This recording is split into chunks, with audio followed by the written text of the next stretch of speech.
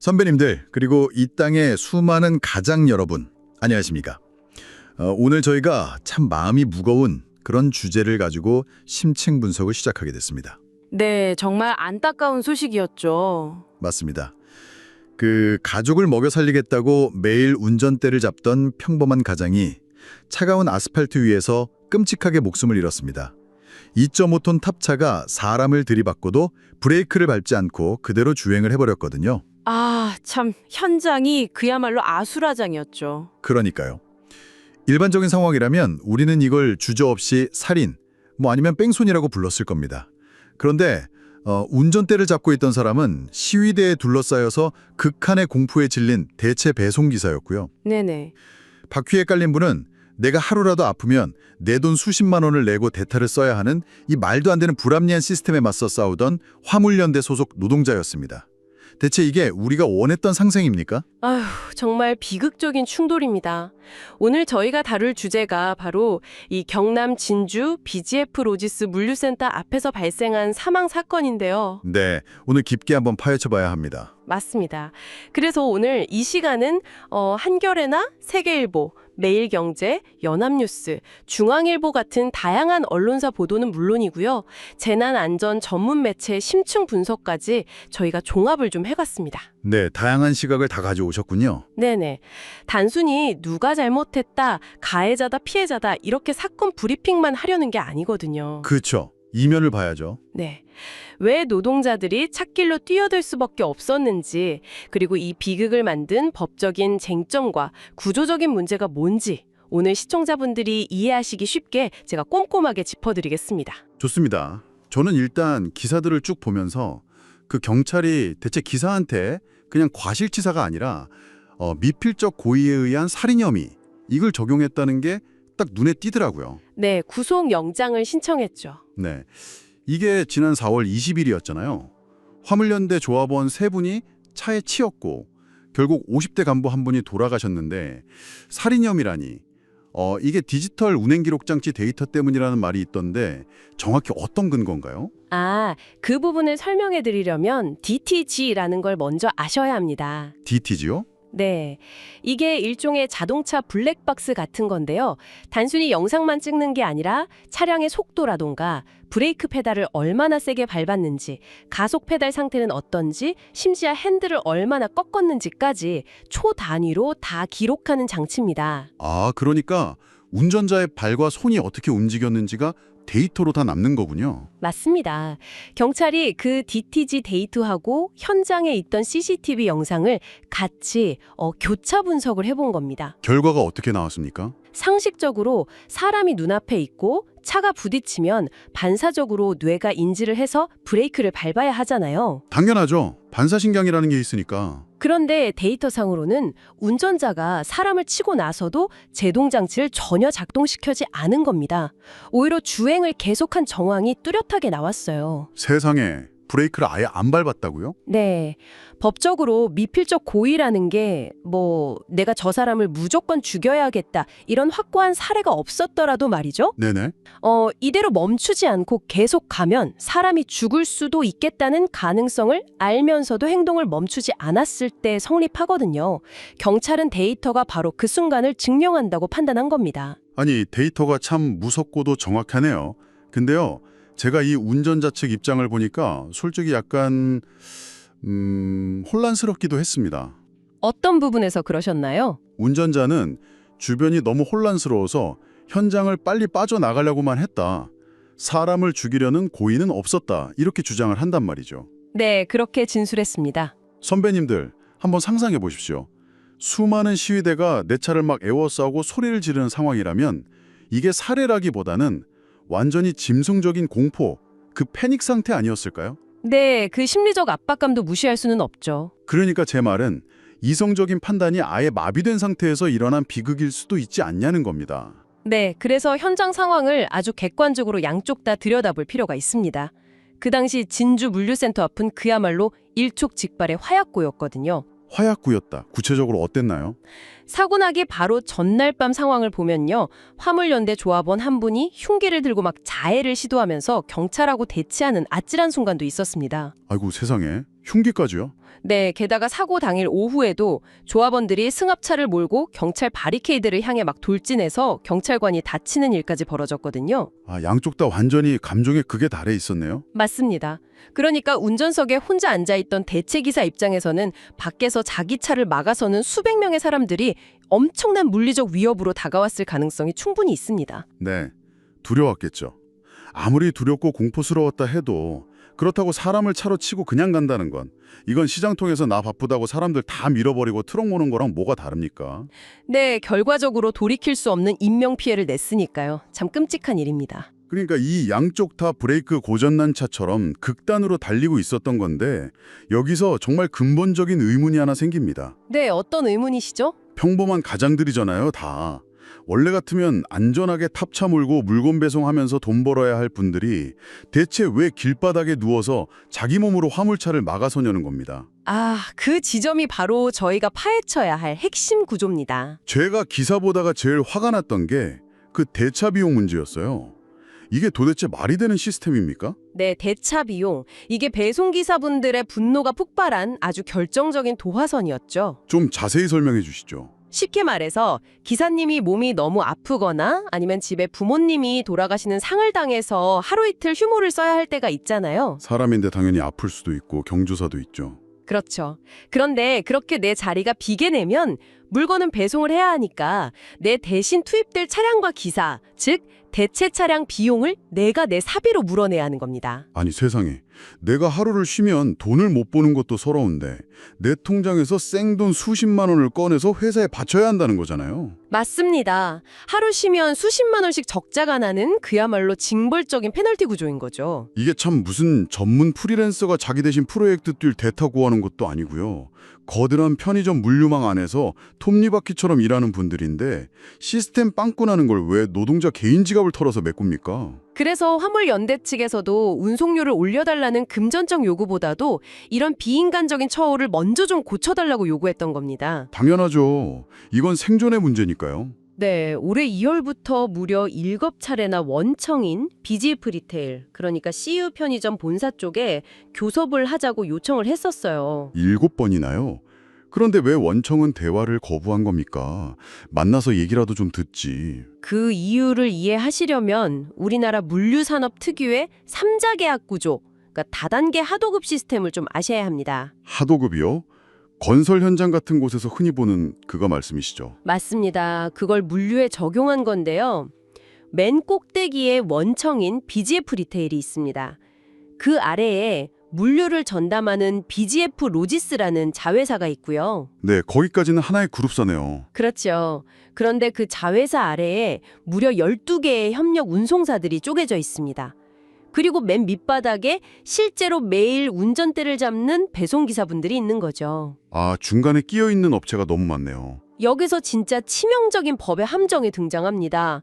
이 배송기사분들은 근로기준법 보호를 받는 직원이 아닙니다.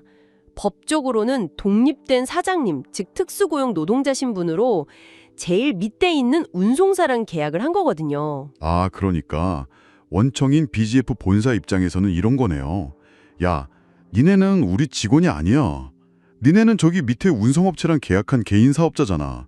근데 왜 우리한테 와서 따져? 이거 아닙니까? 정확합니다. 직접 고용 관계가 아니니까 교섭할 법적 의무가 없다고 선을 확 그어버린 거죠. 가장 여러분 상식적으로 한번 생각해 보십시오. 기사님들 배송 단가, 출퇴근 시간, 물류 시스템 이거 전부 맨 위 원청에서 쥐락펴락 통제하는 거 아닙니까? 사실상 그렇다고 봐야죠. 앱으로 다 지시가 내려오니까요. 네. 근데 정작 시스템에 문제가 터져서 사람 죽어나가게 생기니까 우린 계약 안 했다 이러면서 하청업체 뒤로 쏙 숨는 거잖아요. 이건 마치 건물주가 비세는 지붕은 죽어도 안 고쳐주면서 세입자가 항의하니까 관리인 핑계대고 도망가는 거랑 똑같은 거 아닙니까? 참 비겁합니다. 권한은 원청이 행사하는데 책임은 밑으로 다 전가하는 거죠. 바로 이 구조적 절망감 때문에 기사님들이 트럭을 몸으로 막아서는 길바닥으로 나올 수밖에 없었던 겁니다. 그런데 여기서 정말 답답한 게 하나 있습니다. 팀장님, 작년에 정치권에서 그토록 치고받고 싸우면서 통과시킨 법 있잖아요. 아, 노란봉투법 말씀이시군요. 맞습니다. 그 노란 봉투법. 하청 노동자들 억울한 일 안 당하게 원청이 책임지게 만들겠다며 만든 법인데 왜 이 진주 물류센터 앞에서는 종이 쪼가리만도 못하게 된 겁니까? 그게 바로 이번 사건의 가장 뜨거운 법적 쟁점입니다. 노란봉투법, 정확히는 노동조합법 개정안이 시행되면서 원청한테 교섭 책임을 물을 수 있는 길이 실제로 열리긴 했습니다. 열렸잖아요. 판례도 있지 않나요? 네, 당장 지난 3월만 해도 충남지방노동위원회에서 최초로 공공기관 원청에 대해 하청 노조의 사용자성을 인정한 사례가 나왔습니다. 거봐요. 실질적인 지배력을 행사하면 원청이 교섭에 응하라는 거 아닙니까? 네, 맞습니다. 그런데 문제는 이번 시우 사태에 대해서 고용노동부가 완전히 다른 욕걸리석을 내렸다는 겁니다. 고용노동부가요? 뭐라고 했길래요? 노동부는 이번 배송기사들을 노동조합법상 노동자로 아예 보지를 않았습니다. 노동자가 아니면 뭡니까? 자기 트럭을 소유하고 영리활동을 하는 소상공인, 그러니까 개인 사업자라고 딱 규정을 한 겁니다. 아니 트럭 할부금 내고 있다고 사장님이라는 겁니까? 노동부 노예는 이렇습니다. 노란봉투법은 노동자를 보호하는 법인데 당신들은 법적으로 독립된 사장님이니까 법의 보호 대상이 아니다. 고로 원청은 대화할 의무가 없고 파업 자체도 불법이다. 이렇게 결론을 낸 거죠. 하 참나 코미디가 따로 없네요. 아니 트럭 꺾대기만 자기 소유지 그 트럭에 무슨 물건을 몇 시까지 어디로 배달할지 자기가 정합니까? 본사 시스템에서 초단위로 지시가 떨어지죠. 앱에서 시키는 대로 노예처럼 일하는데 무슨 독립된 사장님이란 말입니까? 화물연대 분들도 가만 안 있었겠는데요. 당연히 크게 반발했습니다. 화물연대는 국제노동기구, 즉 ILO 핵심 협약을 근거로 들었습니다. 국제 기준은 좀 다릅니까? 네, ILO나 최근 국제 판례들을 보면 계약서에 적힌 사장님이냐 직원이냐 이런 껍데기 명칭은 중요하지 않다고 봅니다. 그럼 뭐가 중요하죠? 이 사람이 실질적으로 누구의 지시를 받고 경제적으로 누구한테 종속되어 일하느냐, 즉 실질적 지배력을 따집니다. 이 기준대로라면 BGF 리테일이 명백한 사용자라는 게 노조 측 주장인 겁니다. 자, 그럼 정리를 좀 해보죠. 고용노동부는 문자 그대로 해석해서 법적 사장님이니까 대화할 필요 없다. 노조는 우리가 100% 통제받는 실질적 노동자니까 원청이 책임져라. 네, 평행선이죠. 아니 법을 만들어놨는데 정부기관 다르고 국제 기준 다르고 이 현장에 있는 가정들은 대체 어느 장단에 춤을 춰야 합니까? 이거 완전 고장난 신호등이네요. 네, 정확한 비유입니다.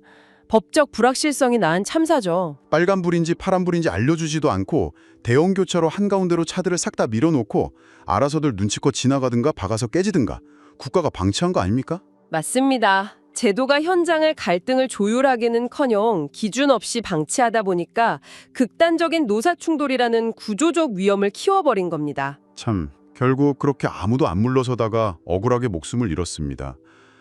근데 제가 기사 읽다 보니까 정말 허탈한 게 사람이 죽고 나서야 그 굳게 닫혀있던 대화의 문이 열렸다고요? 네, 너무 늦었지만 사고 발생 이틀 뒤인 4월 22일에 진주 노동지청에서 드디어 대화 테이블이 열렸습니다. 원청이 나왔습니까? 형식적으로는 자회사인 BGF 로지스가 마주 앉았지만 내용면에서 큰 진전이 있었습니다.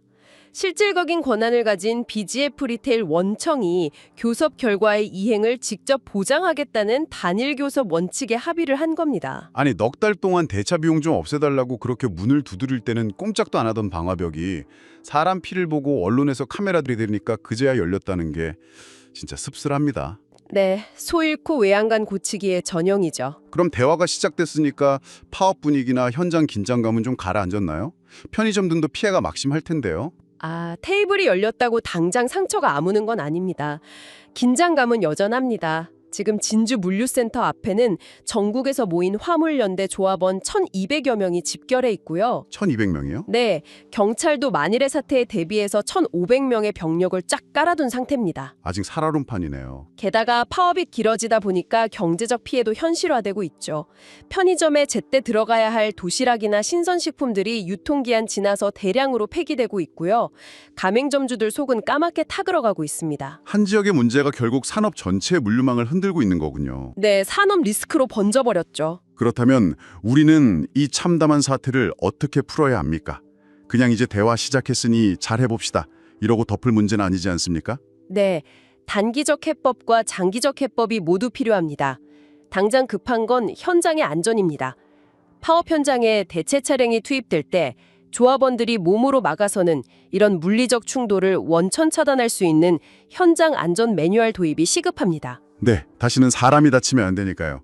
그리고 장기적으로는 아까 말씀하신 그 고장난 신호등을 고쳐야 합니다. 법적 기준을 명확히 해야죠. 맞습니다. 특수고용직 노동자들의 권리 범위와 다단계 하도급 구조에서 원청의 책임을 명확히 규정하는 제도적 보완이 없으면 이런 끔찍한 치킨 게임은 언제든 다른 현장에서 또 터질 수밖에 없습니다. 오늘 저희는 이 단순한 교통사고처럼 보도되었던 사건의 이면을 들여다봤습니다. 책임은 방화벽 뒤로 숨기고 위험은 꼬리표처럼 밑으로 떠넘기는 낡은 하도급 시스템, 그리고 흉기를 들고 막아서는 극단적 대치와 사람을 치고도 멈추지 못한 패닉의 순간까지. 네, 정말 우리 사회의 물류의 민낯을 그대로 보여줬죠. 선배님들, 법리 해석 좋고 노사 입장 다 좋습니다. 하지만 누군가의 소중한 생명을 아스팔트 위에서 잃게 만드는 이런 극단적 대립, 이런 치킨 게임은 이제 제발 좀 멈춰야 합니다. 네, 맞습니다. 법과 원칙도 중요하지만 인명과 안전이라는 최우선 가치가 비즈니스 논리에 밀려서는 절대 안 될 것입니다. 자, 심층 분석을 마무리하면서 시청자 여러분께 묵직한 질문 하나 던져보겠습니다.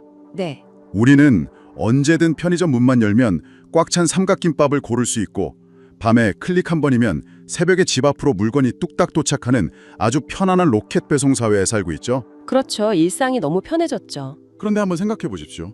지금 거대 물류 기업들은 앞다투어서 사람 손이 필요 없는 AI 자동화 센터를 짓고 있고요. 운전기사가 아예 필요 없는 자율주행 트럭에 천문학적인 돈을 쏟아붓고 있습니다. 네, 기술 발전 속도가 무서울 정도입니다. 그렇다면 한 5년 10년 뒤에도 과연 누가 직원이냐, 사장님이냐, 대차 비용 누가 낼 거냐 이런 걸 두고 길바닥에서 싸울 기사님들조차 남아있을까요? 아, 일자리 자체가 사라질 수 있다는 말씀이시군요. 네, 어쩌면 이 끔찍한 법적 다툼은 인간의 노동력 자체를 시스템에서 지워버리라는 거대한 기술혁명 앞에서 벌어지는 노동자들의 마지막 서글픈 몸부림일지도 모릅니다. 우리가 누리는 이 달콤한 속도전이 도대체 무엇을 제물로 삼아 굴러가고 있는지 뼈아프게 돌아봐야 할 시점입니다. 네, 일상의 편리함 뒤에 숨은 그림자를 한 번 더 생각하게 되네요. 오늘 저희가 준비한 깊은 이야기는 여기까지입니다. 끝까지 함께 분노해주고 고민해주신 가장여러분 고맙습니다. 다음 시간에 뵙겠습니다.